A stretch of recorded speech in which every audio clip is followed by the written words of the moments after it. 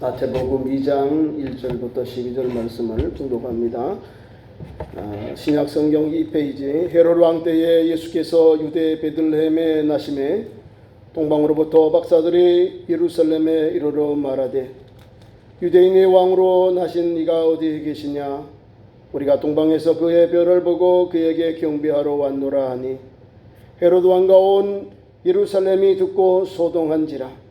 왕이 모든 대제사장과 백성의 서기관들을 모아 그리스도가 어디서 나겠느냐 물으니 이르되 유대 베들레헴 이오니 이는 선지자로 이렇게 기록된 바 또 유대 땅 베들레헴아 너는 유대 고을 중에서 가장 작지 아니하도다. 내게서 한 다스리는 자가 나와서 내 백성 이스라엘의 목자가 되리라 하였음이니이다. 이에 헤롯이 가만히 박사들을 불러 별이 나타난 때를 자세히 묻고 베들레헴으로 보내매 이르되 가서 아기에 대하여 자세히 알아보고 찾거든 내게 구하여 나도 가서 그에게 경배하게 하라. 박사들이 왕의 말을 듣고 갈새 동방에서 보던 그 별이 문득 앞서 인도하여 가다가 아기 있는 곳 위에 머물러 서 있는지라. 그들의 별을 보고 매우 크게 기뻐하더라. 집에 들어가 아기와 그의 어머니 마리아와 함께 있는 것을 보고 엎드려 아기께 경배하고 보배합을 여러 황금과 유향과 모략을 예물로 드리니라. 그들은 꿈에 헤로데게로 돌아가지 말라 지시하심을 받아 다른 길로 고국에 돌아가니라. 아멘. 함께 우리 성탄 찬송하겠습니다. 111장.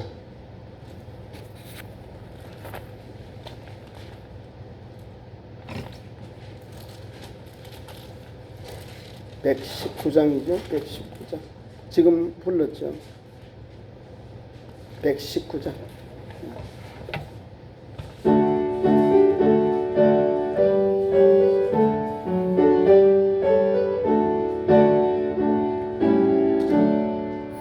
옛날 임금 다윗 송에 낮은 마그에 있더니 어머니가 감나다게 부유한 애니였네. 어머니는 마리아 그 아기는 예수라. 천지 만물 지으신 주 하늘에서 오시사 마구 안에 나시어서 부유한 애니셨네. 낳고 전한 사람들 사랑하며 사셨네. 착하셔라 어릴 때에 멋진 순종하시고 사랑으로 섬기신 것 참된 본이 되셨네. 주님처럼 우리도 순종하며 살리라. 하늘에서 오신 예수 우리 위해 죽으사 사망 권세 이기시고 주님 승천하셨네. 그가 계신 곳으로 우리 인도하시리. 한 장 더 찬송합니다. 그 옆에 오른쪽 121장. 우리 구원하신 날.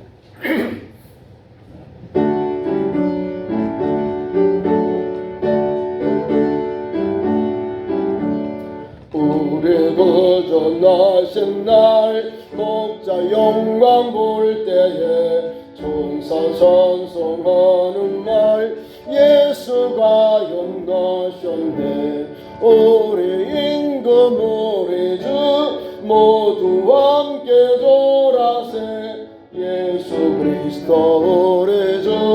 베들레헴에 나셨네. 성사 노래 듣고서 베들레헴 가보니 나신 아기 누군가 예수가 연나셨네. 우리 임금 우리 주 모두 함께 졸아세. 예수 그리스도 우리 주 베들레헴에 나셨네. 목자처럼 우리도 나아가서 엎디세. 오늘 다윗 성에서 예수가 연나셨네. 우리 임금 우리 주 모두 함께 돌아세. 예수 그리스도 우리 주 베들레헴에 나셨네. 아멘.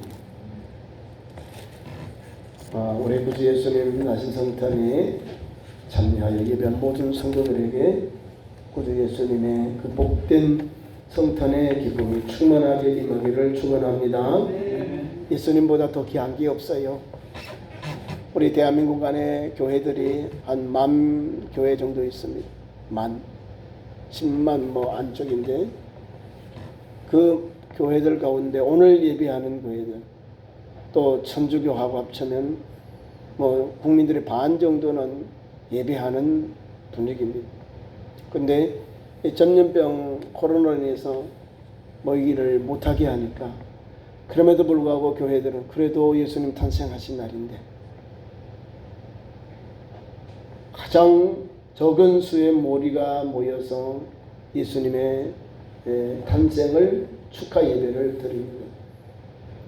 오늘도 귀한 말씀을 우리가 읽으면서 예수님의 초림, 탄생 때부터 예수님은 환영받지 못했다는 거예요. 예수님이 계신 곳, 예수님이 가신 그 모든 길 보세요. 하나님의 아들로 인류의 구원자로 오신 예수님 탄생의 날에 우리 예수님은 그 베들레헴의 마구간에서 탄생하셨다는 사실입니다. 오늘 말씀 속에 읽은 내용들이 예수님의 첫 번 성탄의 아름다운 모습이 담겨 있어요. 이 말씀을 통해서 우리가 받는 것은 누가 경배하고 어떻게 경배하고 어떤 사람들이 주님께 나와서 하나님으로 인류의 구원자로 그리스도로 경배했느냐 이 말입니다. 오늘 이 시대에 수많은 사람들이 예수님을 유대인의 왕 또 성인이라고 합니다. 세계 존경받는 성인이라고 합니다. 우리는 그 사람들이 말하는 것이 아니에요. 성경이 뭐라고 말하느냐, 오늘 우리가 예수님을 어떻게 영접해야 되냐, 그 말씀이 여기에 담겨 있어요. 그리스도라는 사실, 그는 메시아라는 거예요. 하나님의 아들로 이 땅에 오셔서 저와 여러분의 모든 죄를 사해 주시기 위해서 이 땅에 오셨다는 사실입니다. 우리가 성탄절을 맞으면 매년 맞잖아요. 50년 신앙생활하면 50년째 맞아요. 그 말씀이 그 말이에요. 성경에 있는 말씀을 가르치는 게 가장 진리가 빛나는 거예요. 성경에 없는 것을 제가 가르치면 여러분들이 은혜가 되겠어요? 안 되는 거죠. 성경의 말씀을 읽고 또 읽고 읽고 또 묵상하고 읽고 또 적용하고, 그게 그리스도인의 삶이에요. 예수님의 탄생, 저도 어려서부터 지금까지 들었어요. 설교 말씀 똑같아요. 회심의 마태복음, 누가복음 요 차이예요. 근데 관점은 오늘 마태복음은, 마태는 유대인이니까 유대인의 관점에서 구약의 말씀을 가지고, 구약의 예언의 말씀을 가지고 예수님의 탄생을 우리에게 증거해 주고 있는 겁니다. 믿지 않는 사람들은 위축되어서 가만히 있어요. 그러나 그럼에도 불구하고 예수 믿는 우리 성도는 주님의 전에 나와서 예배하는 거예요. 저와 여러분, 예수님보다 더 귀한 것이 없잖아요. 내가 건강한 것 얼마나 감사해요. 내가 예배할 수 있다는 조건 주신 은혜를 감사하는 거예요. 교회 안에 예배를 드리는데 국가의 법이 우리에게 20명 이하 비대면입니다. 예배를 드리되 성도들에게 20%를 성도들에게 예배 드리라 했다는 거예요. 우리가 예배까지도 국가로부터 이래라 저래라 간섭받는 이런 시대를 우리가 살고 있다는 사실입니다. 오늘 본문 말씀 읽은 내용들도 마찬가지예요. 요셉과 마리아가 약혼한 사이에서 마리아가 아이를 갖습니다. 성령의 잉태로, 성령의 능력으로 하나님의 아들 메시아를 잉태합니다. 그래서 요셉은 가만히 끊고자 했어요. 근데 주의 천사가 나타나서 예수님의 탄생에 대해 말씀합니다. 두려워 말아라. 예수님의 탄생은 성경대로 예언한 대로 우리에게 이 땅에 성경대로 예수님의 그 예언이 성취된 사건입니다. 아브라함과 다윗의 자손 예수 그리스도의 세계라. 이게 마태복음 1장의 1절의 내용이에요. 아브라함의 자손 다윗 왕조를 이어갈 그 후사로 예수께서 오셨거든요. 영원한 왕으로 오신 거예요. 오늘도 귀한 말씀 속에 요셉과 마리아는 영접해요. 예수님께서 탄생하는 그 가정에 하나님의 역사하시고 성령의 역사로 마리아가 예수님을 잉태하고 낳습니다. 1절 마지막 부분이에요. 25절 아들을 낳기까지 동침하지 아니하더니 나음의 아들을 이름을 예수라 하니라. 이건 가정이에요. 가정. 예수님의 가정이 어떤 가정인가? 유대인 중에 유대지파, 유다지파.